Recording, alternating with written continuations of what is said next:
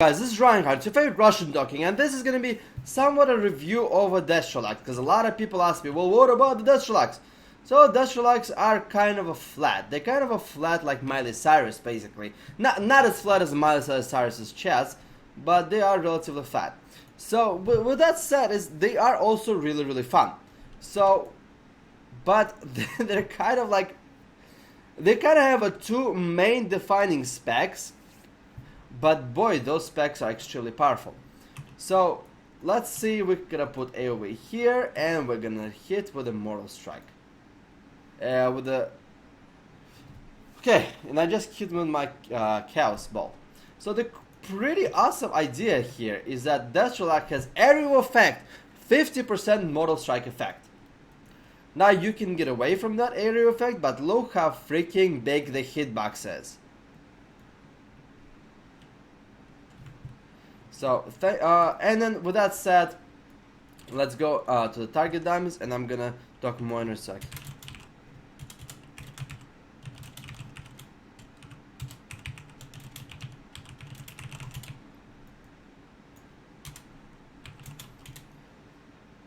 Okay, so now let's talk a little bit about the Destro out here. So, remember when I said it's a little bit flat, basically in terms of like the parallel, like this is what I mean by that. And don't get me wrong, I'm not trying to insult your favorite spec or anything else like that. Actually, I kind of do. Deal with it. Here's the thing. When I look at my Unholy Decay, I have a couple options. I have the option to run a pet spec, the dot spec, the AOE spec, and the hybrid. I have 4 different things I can run. I can run a Necrotic Strike build and a Strike build. I have a lot of flexibility on what I want to run. However, when it comes to Destro, that's kind of everything is set in stone. Like, legitimately, a lot of stuff is set in stone.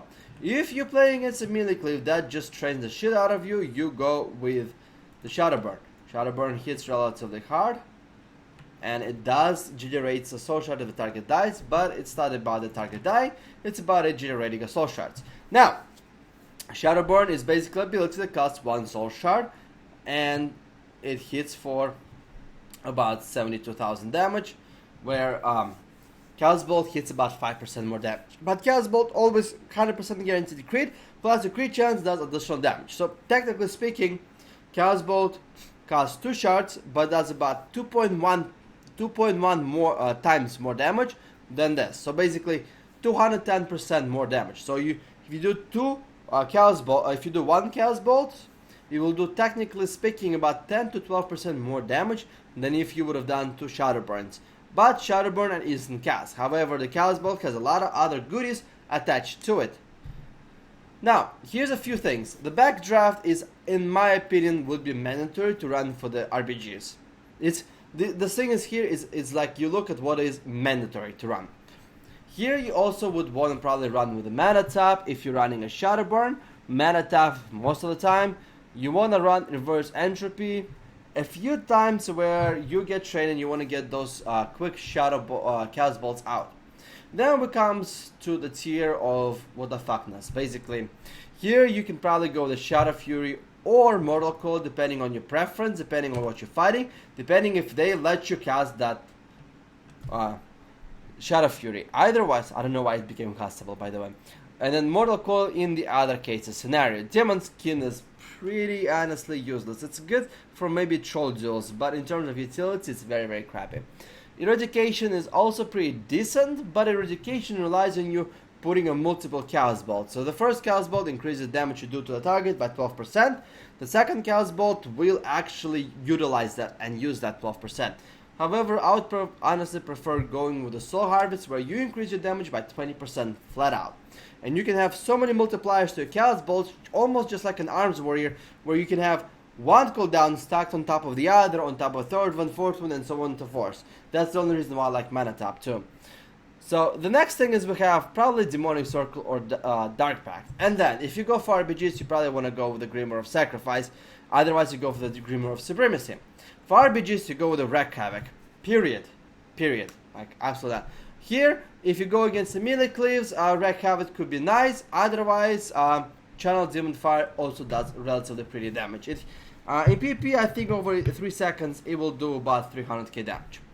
So here we also have Mind Quickness could be really good, because if you're gonna get trained a lot, then having 6% haste, meaning that your dots stick 6% faster. When the dots stick 6% faster, you have more chance of generating soul shards, because the soul shards are generated mostly from Immolate. Actually, mostly from Immolate. Next thing is I have a Curse of Tanks, Weakness, and Fragility. Curse of Fragility would be the best for Destro, because guess what? In arenas, it's not about how efficient you are at debuffing them. No, in arenas, it's all about how fast can you gimp somebody. That's why the Curse of Fragility could be really, really powerful. Then we have a Casting Circle, obviously, and the next thing is a Fell Fissure. Basically, every time a Chaos Bolt strikes a target, you poop green shit on the ground. That reduces everybody's healing received by 50%. Really, really powerful. I don't think it should be stackable with Immortal Strike. By means, I don't think that developers would not foresee how OP could that be, because if the warrior puts a 75% Mortal Strike, and then you put a Fell Fissure on top of it, and the warrior stuns the target, then the target takes 87.5% healing reduction effect. I don't think 87.5% healing reduction effect is healable through. So, also Fell Fissure is not dispellable because it's AOE. Cremation is not bad at all too, because if you stack all those buffs, basically if you stack Mana Tap, 1, Soul Harvest, 10 Mana Tap, 10% damage increase, Soul Harvest, 20% damage increase, and then you pop the Firestone, which gives you 100% critical chance, then 6% of somebody else's HP could easily be turned into 15% of somebody else's HP.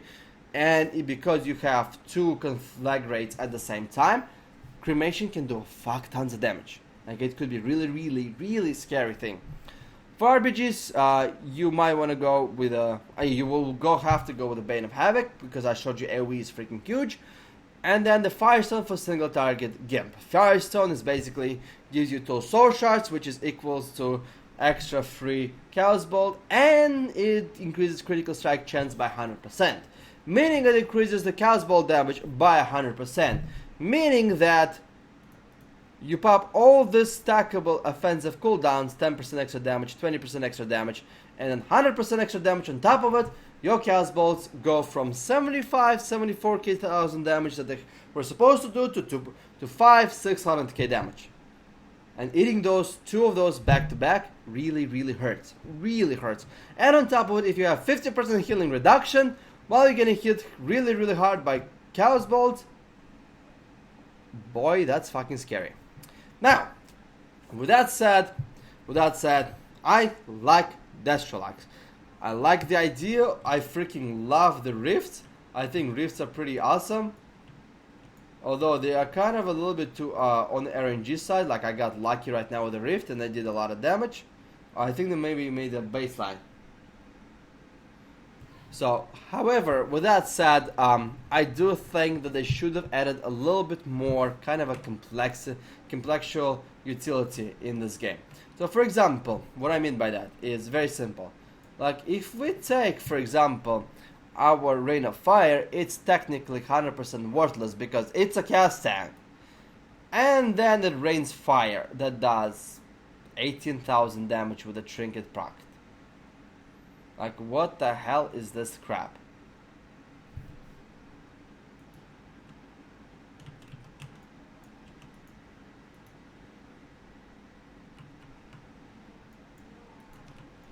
So, with that said, like, I wish there would be somewhere over here where if every time you rain a fire, you root somebody for 4 seconds. And it's not breakable on damage. Like, in that case, the rationale would be the following. You sacrifice 3 soul shards, which are a huge chunk of your damage, for some pills. Like, that's kind of utility what I would like to see from a Destro, to be honest, because I think it's pretty awesome. A, the rate of fire is castable, so it could be preventable, and B, 4 seconds is really not that much of a time, but it can give you that necessarily 4 seconds for your healer to catch up on healing. Also, the last thing is, for the Destro, you might want to go with a Casting Circle, period. Nothing more, nothing less. Why? Because Casting Circle is badass. It's basically permanent aura mastery effect. I don't know why they have it. I don't know why this shit is not on a like 40-second cooldown, which it should be. But it lasts 20 seconds. Its cooldown is 15 seconds. You pop the shit on the ground and you are immune to any sounds or interrupt effects. So what happens? Well, somebody can argue, well, you can stun the warlock. Well, yes, you can stun the warlock. But that means that a warlock forces you to use all your instant crowd control abilities with ability which technically can last forever. That's not good rational thinking. Well, what about, like, the only thing that can counter this, I can see, like, if you put a casting circle and start casting fear. What about line of sight? Yeah, healer can line of sight, but you can fear DPS during that time. So, like, this is really, like, I think casting circle is great idea. I just want to see the cooldown increase to at least 40 seconds, not the way it's live. But if you have a casting circle, then go ahead and cast those chaos balls to your desire. Bait out all the stuns out of the enemy team, and then start casting the freaking chaos balls. With that said, casting circle, so if you cast a fear, if you cast chaos balls, the only way it can get prevented, technically speaking, is stuns or other CCs, right? So how do you counter that? Human racial. So yes, my dear Destro-like friends who belong to Horde, I think it's time to transfer to Alliance again and make company more money so you can come up with more pet battles. Reinhardt is out. I love you guys.